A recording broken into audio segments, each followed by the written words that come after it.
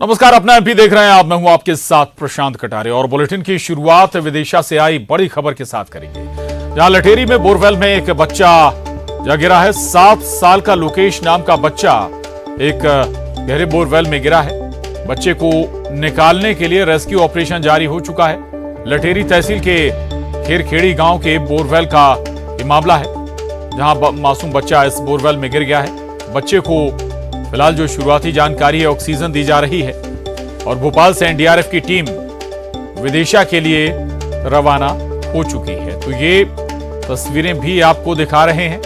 विदिशा से ये तस्वीरें हैं जहां एक 7 साल का मासूम बच्चा गहरे बोरवेल में जा गिरा है और हालांकि रेस्क्यू ऑपरेशन जरूर शुरू कर दिया गया है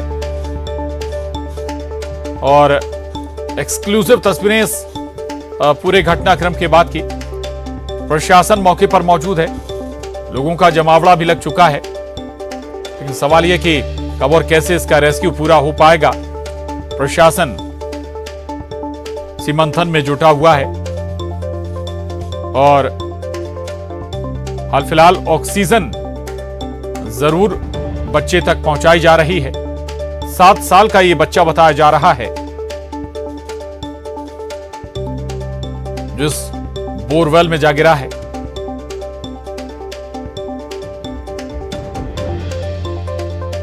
ये तस्वीरें देखिए आप हादसे के बाद की। प्रशासन जरूर मौके पर मौजूद है और शुरुआत हो चुकी है रेस्क्यू की। एक मशीन के जरिए गड्ढा भी खोदा जा रहा है पैरेलल। और न्यूज 18 संवाददाता जितेंद्र शर्मा हमारे साथ जुड़े हैं इस खबर पर और जानकारी के साथ। जितेंद्र, क्या शुरुआती जानकारी इस हादसे के बाद, कितनी गहरी ये बोरवेल है, क्या स्थिति है बच्चे की, कोई बच्चे से जुड़ी अपडेट मिल पा रही है क्या? देखिए प्रशांत, अगर बात करें तो ये लटेरी का पूरा मामला है और अगर बात करें 70 फीट गहरा ये पूरा बोरवेल बताया जा रहा है, जहां पर लोकेश नाम का 8 साल का ये जो मासूम है खेलते वक्त बोरवेल में जा गिरा है और पूरा जो इलाका है वहां पर सूखा बोरवेल बताया जा रहा है। इसमें क्रैसिंग नहीं डली है, तो कहीं ना कहीं 70 फीट बोरवेल में ये मासूम फंसा हुआ है, जिसके लिए अब जेसीबी मशीन तो मौके पर पहुंची है, मगर कुछ ही देर में एसडीआरएफ एनडीआरएफ की टीम मौके पर पहुंचेगी और फिर अलग से पैरेलल एक सुरंग बनाई जाएगी, जो कि हमेशा जिस तरह के अभी हाल ही में जिस तरह एक मामला सामने आया था वैसे ही पूरी प्रोसेस की जाएगी, ताकि लोकेश जो 8 साल का है गड्ढे में फंसा हुआ है, बोरवेल में फंसा है, उसे उसकी जान को बचाया जा सके। लगातार उसके जो पिता हैं दिनेश अहिरवार, वो मौके पर मौजूद हैं, आसपास के अधिकारी मौके पर पहुंच चुके हैं, मगर न्यूज 18 भी अपील करता है कि जल्दी से ये पूरा काम शुरू हो जाए, अधिकारी मौके पहुंच जाए और जल्द से जल्द लोकेश को बचाया जा सके। प्रशांत। बिल्कुल बिल्कुल जितेंद्र, शुरुआत में जो तस्वीरें नजर आ रही हैं, एक जेसीबी मशीन भी नजर आ रही है, लेकिन ऐसा लग रहा है कि शायद वो रफ्तार अभी तक रेस्क्यू ऑपरेशन नहीं पकड़ पाया। दूसरा ये कि ये बोरवेल किसके खेत में था? क्या अपने ही खेत के बोरवेल में मासूम जा गिरा 7 से 8 साल, जिसकी आप उम्र भी बता रहे हैं, और क्या स्थिति है अभी बच्चे की बोरवेल के अंदर?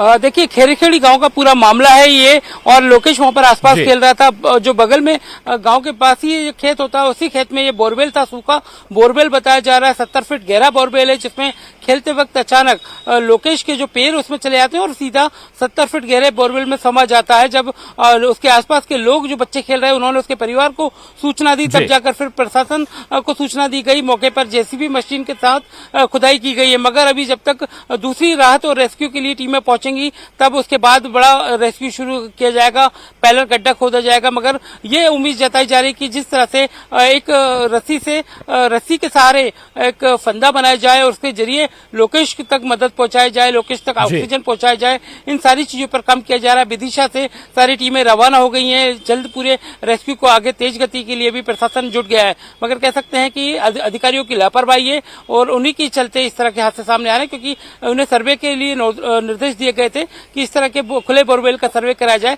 मगर बावजूद उसके आए दिन घटनाएं सामने आ रही हैं। बिल्कुल, आए दिन घटनाएं सामने आ रही हैं। आप बता भी रहे हैं, हाल ही में जब छतरपुर में घटनाक्रम हुआ था इसी तरह का, और गनीमत रही थी कि बच्ची जरूर निकाल ली गई थी, लेकिन सवाल जरूर खड़े हुए थे प्रशासन पर ही कि आखिर खुले बोरवेल कैसे पड़े हुए हैं। और प्रशासन की जिम्मेदारी भी है कि ऐसे खुले बोरवेल को मॉनिटर करे और उन्हें सुरक्षित भी करे। एक बार फिर यह हादसा पेश आया है। जितेंद्र, फिलहाल घटनास्थल पर प्रशासन का अमला जरूर नजर आ रहा है। अब आगे क्या प्लानिंग है प्रशासन की, कैसे बच्चे को जल्द से जल्द बाहर निकाला जाए, और क्या कोई और टीमें भी जल्दी पहुंचने वाली हैं, क्या कोई और इससे जुड़ी डिटेल अभी तक सामने आई क्या? बिल्कुल प्रशांत, अगर बात करें तो आसपास की जो जमीन है थोड़ी सी बारिश की वजह से नमी है, तो कहीं ना कहीं राहत मिल सकती है, जल्दी खुदाई हो सकती है। जेसीबी मशीन से मिट्टी खोदा जा रहा है, पहले उसकी एक खुदाई चालू हो चुकी है, और उसके बाद जैसे ही उम्मीद जताई जाएगी कि हाँ लोकेश हलचल कर रहा है, लोकेश तक ऑक्सीजन पहुंचाई जाएगी, उससे पहले राहत पहुंचाई जाएगी। 70 फीट का गहरा पूरा बोरवेल है, उसे किस तरह से बाहर निकाला जाए, रस्सी के जरिए अगर फंदा बनाकर बाहर निकालने की कोशिश की जाए, जिससे क्योंकि 8 साल का है लोकेश, वो इन बातों को समझ पाए, उस तक ये कम्युनिकेट किया जा रहा है कि वो रस्सी को किसी तरह से अपने पैरों तक उलझा रखे ताकि उससे ऊपर उसे लिफ्ट किया जा सके, और अगर इस तकनीक से उसे बाहर निकाला जा सके तो बहुत मददगार ये तकनीक होगी। मगर उसके साथ साथ दूसरी टीमें भोपाल से और विदिशा से रवाना हो गई हैं। पहला एक सुरंग खोदी जाएगी, जिसके साथ जो दूसरी पोकलेन मशीनें हैं, जेसीबी की दूसरी हाइड्रोलिक मशीनें, उन मशीनों की तरह मदद लेकर, और एसडीआरएफ एनडीआरएफ के जो एक्सपर्ट अधिकारी है रेस्क्यू अभी तक उन्होंने सफल किए हैं, उन लोगों की मदद से ये पूरी तकनीक को अंजाम दिया जाएगा। जो कैमरे लगाए जाने की बात हो रही है, कैमरे रवाना कर दिए गए ताकि लोकेश के हलचल पर पता लग सके और उसको जल्द से जल्द बाहर निकाला जा सके। अभी 2 घंटे के वक्त हो चुका है वो जब तक बोरवेल में गिरा हुआ है। प्रशांत, बिल्कुल बिल्कुल जितेंद्र रहिएगा हमारे साथ, लौटेंगे आपके पास एक बार फिर। तस्वीरें जरूर अपने दर्शकों को दिखा दें कि आखिर क्या स्थिति है इस रेस्क्यू ऑपरेशन की। शुरुआत की जो तस्वीरें हैं, एक जेसीबी मशीन आपको नजर आ रही है, प्रशासनिक अमला भी मौके पर मौजूद है, घटनास्थल पर मौजूद है जहां पर ये हादसा हुआ, और एक घेरा भी बना दिया गया ताकि जो लोग हैं, आम लोग हैं, वो बोरवेल के पास ना पहुंचे, चूंकि कई बार फिर ऐसे रेस्क्यू करने में प्रॉब्लम होती हैं, दिक्कतें आती हैं, और इसलिए एक सुरक्षा घेरा तैयार किया गया है, लोगों को दूर रखा जा रहा है, और एक पाइप के जरिए ऑक्सीजन भी बच्चे तक पहुंचाई जा रही है। इसकी उम्र करीब 7 से 8 साल बताई जा रही है, नाम लोकेश है बच्चे का, और इन्हीं का बच्चा है। विदिशा के गांव में यह हादसा पेश आया है। ऐसे में सवाल जरूर उठते हैं कि आखिर प्रशासन कितने हादसों के बाद जागेगा। इसके बाद निर्देश भी दिया गया था सरकार के जरिए, लेकिन शायद प्रशासन फिर लापरवाह बना रहा और उस दीवानगी की एक और हादसा फिर ये पेश आया है। आखिर ये जरूर सवाल उठाता है। जितेंद्र हमारे साथ लगातार बने हुए। जितेंद्र, आखिर क्या बता रहे हैं लोग और स्थानीय प्रशासन क्या बता रहा है? अगर बोर सूखा था, बोर में पानी नहीं था, तो फिर उसे भरा क्यों नहीं गया, क्यों हादसे के लिए छोड़ दिया गया? बिल्कुल प्रशांत, अगर बात करें तो कलेक्टर एसपी मौके पर पहुंच रहे हैं, और उनके साथ ही अगर बात, ये जो पूरी जांच का विषय है ये अलग है, मगर जो तहसीलदार हैं और पटवारी हैं, इन पर जरूर कार्रवाई की जाएगी, क्योंकि उन्होंने इस पूरे सूखे और अभी तक खुले हुए बोरवेल का सर्वे नहीं कराया, रिपोर्ट नहीं दी। मगर कह सकते हैं कि खेलते वक्त, क्योंकि वहाँ गाँव के आसपास के और बच्चे भी पहुंचते हैं अपने जानवरों को, पशुओं को वहाँ चराने के लिए, उसी दौरान ये हादसा हुआ। लोगों को हालांकि ज्यादा जानकारी नहीं थी कि इस खुले खेत में एक खुला बोरवेल भी है, जिसकी जद में आज ये लोकेश आ चुका है। 8 साल का लोकेश है, बोरवेल के अंदर फंसा हुआ है। उम्मीद लगातार ये है, उसके परिवार वाले भी पूजा अर्चना कर रहे हैं। अधिकारी लगातार भोपाल और एक्सपर्ट की टीम से बात कर रहे हैं कि ताकि एक्सपर्ट वहां मौके पर पहुंचे, लोकेश को जल्द से जल्द राहत मिल पाए उसके लिए, क्योंकि ऑक्सीजन पहुंचाई जा रही है। ऑक्सीजन के साथ साथ कैमरे, ताकि उसकी एक्टिविटी का पता लगाया जा सके, और किस तरह से यहाँ पर भोपाल में भी जैसी जानकारी मिली है, वरिष्ठ अधिकारी भी पूरे एक्टिव हो चुके हैं, क्योंकि लोकेश की जिंदगी को बचाना बहुत महत्वपूर्ण है, क्योंकि वो छोटा बच्चा है और एक बोरवेल में फंसा हुआ है। किस तरह से, क्योंकि छतरपुर में जिस तरह से 24 घंटे के अंदर ही मासूम को बाहर निकाल लिया गया था, तो इस तरह से लोकेश का भी सफल और रेस्क्यू ऑपरेशन हो जाए, इस सारी उम्मीदों के साथ पूरा प्रशासन जुटा हुआ है। देखते हैं कब तक सफलता हासिल मिल पाती है। जी चलिए, शुक्रिया जितेंद्र, नजर बना रखिएगा, आगे भी अपडेट आपसे लेते रहेंगे। लेकिन ये फिर हैरान करने वाला मामला है जब एक और मासूम बच्चा हादसे का शिकार हुआ है, बोरवेल में जा गिरा है। 70 फीट गहराई, जैसा कि जितेंद्र बता भी रहे हैं कि 70 फीट गहराई में ये मासूम बच्चा फंसा हुआ है। केसिंग पाइप इसमें नहीं डला है, तो संभव है कि उस एरिया तक ये फंसा, उस गहराई तक ये फंसा हो मासूम बच्चा, जहां से पत्थर या स्टोन शुरू होते हैं। कोशिश यही है कि जल्द से जल्द इस मासूम बच्चे को सुरक्षित बाहर निकाला जाए।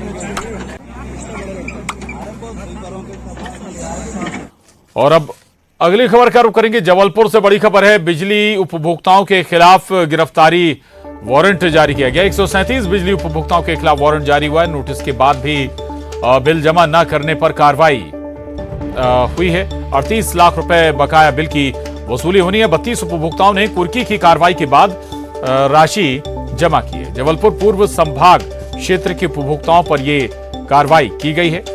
तो ये बड़ी खबर है जबलपुर से। पवन पटेल न्यूज 18 संवाददाता जबलपुर से हमारे साथ जुड़ गए हैं। पवन, अब बिल ना जमा करने वालों के खिलाफ एक्शन भी शुरू हो गया है, कार्रवाई शुरू हो गई है।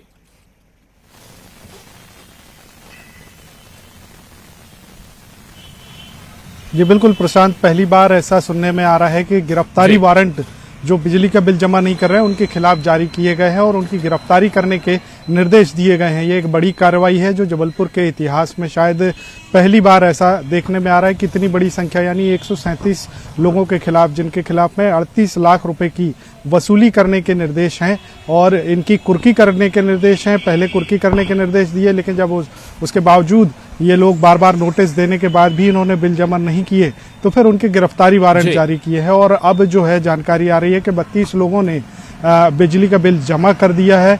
इनमें कई बकायादार ऐसे हैं जिन्होंने 1 साल से ज्यादा वक्त से बिजली का बिल नहीं दिया है और 50,000 से 80,000 रुपए तक कई लोगों के बिजली के बिल बकाया हैं। तो बहरहाल ऐसे इस तरह की कार्रवाई, इस निर्देश के बाद में अब जो उपभोक्ता हैं जिन्होंने बिजली के बिल जमा नहीं किए, जो डिफॉल्टर्स हैं, उनमें हड़कंप मचा हुआ है और वो एमपीबी दफ्तरों के चक्कर काट रहे हैं और बिजली बिल को सेटलमेंट करने के लिए प्रयास कर रहे हैं। लेकिन अधिकारियों का साफ कहना है कि नोटिस देने के बावजूद जब आपने बिल जमा नहीं किया तो अब पूरा बिल जमा करना पड़ेगा, अन्यथा आपकी गिरफ्तारी की जाएगी। तो ऐसे तमाम आदेश जारी हुए हैं जिसको लेकर के शहर में चर्चाओं का बाजार भी है, गर्म है। वहीं उपभोक्ता, जो डिफॉल्टर उपभोक्ता हैं, उनमें हड़कंप की स्थिति है।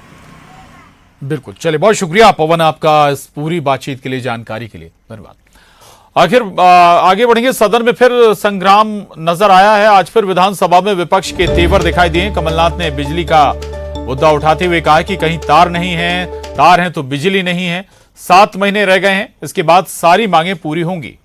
इसके जवाब में नरोत्तम मिश्रा बोले, ये केवल सपना है। 20 साल जनता ने कांग्रेस को वोट नहीं दिया, अब भी नहीं देंगी। इधर सज्जन सिंह वर्मा ने सीएम राइज स्कूलों को लेकर सवाल उठाए। इस पर नरोत्तम मिश्रा ने कहा कि जब कांग्रेस की सरकार थी तब कांग्रेस ने 500 रुपए में गुरुजी की भर्ती की थी। स्कूलों की बिल्डिंग और छत नहीं थी। आज शिक्षा पर सवाल खड़े कर रहे हैं। सज्जन सिंह वर्मा के सवालों का जवाब स्कूल शिक्षा मंत्री इंदर सिंह परमार ने दिया। सीएम राइज स्कूलों के प्रचार प्रसार के लिए स्कूल शिक्षा विभाग ने कोई विज्ञापन नहीं दिया। उन्होंने जो विषय उठाए हैं वो निराधार है, वो सत्यता से परे है। लेकिन बीजेपी विधायक उमाकांत जी ने जो सिरोंज का मामला देखिए, स्पेसिफिक एक जगह का विषय है, उसका हम परीक्षण करा रहे हैं। केवल वो स्थान का है कि भाई यहाँ बनना चाहिए, यहाँ बनना चाहिए, क्योंकि वहाँ वर्षों से पहले से स्कूल चलता है। उसी जगह हमने सर्वे किया है, लेकिन यदि उनकी आपत्ति तो उनका परीक्षण करके आगे निर्णय करने वाले हैं। तो विधानसभा में एक बार फिर से बिजली और शिक्षा का मसला उठाया। विपक्ष ने सवाल इस पर दागे। कमलनाथ ने भी बिजली व्यवस्था पर सवाल दागे। न्यूज 18 संवाददाता अनुराग श्रीवास्तव हमारे साथ बने हुए। अनुराग, बिजली आधारभूत या फिर जनता से जुड़े हुए मसले हैं, बिजली, दूसरा शिक्षा, हालांकि इसी पर आज और क्या कुछ खास रहा विधानसभा में? बिल्कुल प्रशांत, देखिए विधानसभा में आज प्रश्नकाल जो कि 1 घंटे का होता है उसमें से 40 मिनट स्कूल शिक्षा विभाग और खासतौर पर सीएम राइज स्कूल को लेकर बहस में निकल गया। सीएम राइज स्कूल की व्यवस्थाओं को, इसके मुद्दे को विपक्ष की तरफ से उठाया गया। इसके अलावा सत्ता पक्ष के विधायक उमाकांत शर्मा ने भी सीएम राइज स्कूल का मुद्दा उठाकर अपनी ही सरकार को घेरने का काम किया। उमाकांत शर्मा ने भी इस बात को लेकर सवाल उठाए कि सिरोंज में जो सीएम राइज स्कूल का चयन किया गया है वो मैदान, खेल का मैदान है और वहां पर पानी भरा होता है। और इसी तरीके से कांग्रेस के विधायकों ने भी सीएम राइज स्कूल की व्यवस्थाओं को लेकर सवाल उठाया। हालांकि सरकार की तरफ से स्कूल शिक्षा मंत्री ने साफ किया कि सीएम राइज स्कूल एक महत्वाकांक्षी योजना है और इसको लेकर जिन स्कूलों को चिन्हित किया गया है वहां पर बिल्डिंग निर्माण का काम किया जा रहा है। तो कुल मिलाकर स्कूल शिक्षा, पंचायत विभाग से जुड़े हुए और खेल सामग्री खरीदी से जुड़े हुए मुद्दों को लेकर आज विधानसभा में गर्मा गर्म बहस जरूर देखने को मिली है। प्रशांत, बिल्कुल बिल्कुल, शुक्रिया अनुराग आपका इस पूरी जानकारी के लिए। आगे बढ़ेंगे। भोपाल गैस पीड़ितों का मुआवजा बढ़ाने की केंद्र सरकार की क्यूरेटिव पिटीशन को सुप्रीम कोर्ट ने खारिज कर दिया है। इस याचिका में गैस पीड़ितों को यूनियन कार्बाइड से करीब 7,400 करोड़ का अतिरिक्त मुआवजा दिलाने की मांग की गई थी। कोर्ट ने कहा कि केंद्र को इस मामले में पहले आना चाहिए था, न कि 3 दशक के बाद। इस मामले में 12 जनवरी को संविधान पीठ ने फैसला सुरक्षित रखा था। यूनियन कार्बाइड के साथ अपने समझौते को फिर से खोलने के लिए केंद्र सरकार ने क्यूरेटिव याचिका दाखिल की थी।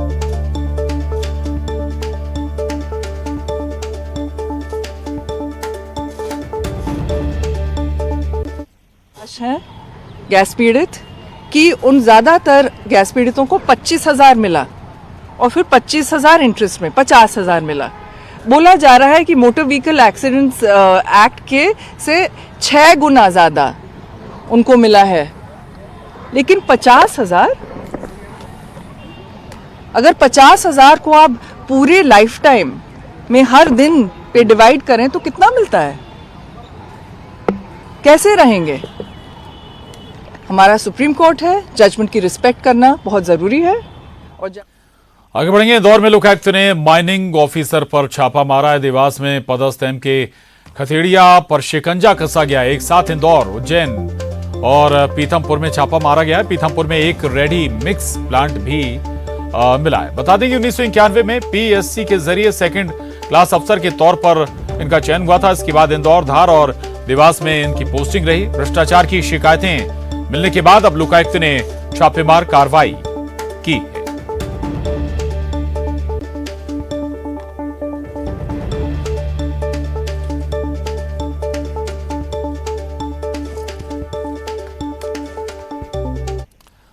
आगे बढ़ेंगे। बॉलीवुड एक्टर मनोज जोशी ने उज्जैन पहुंचकर बाबा महाकाल के दरबार में माथा टेका।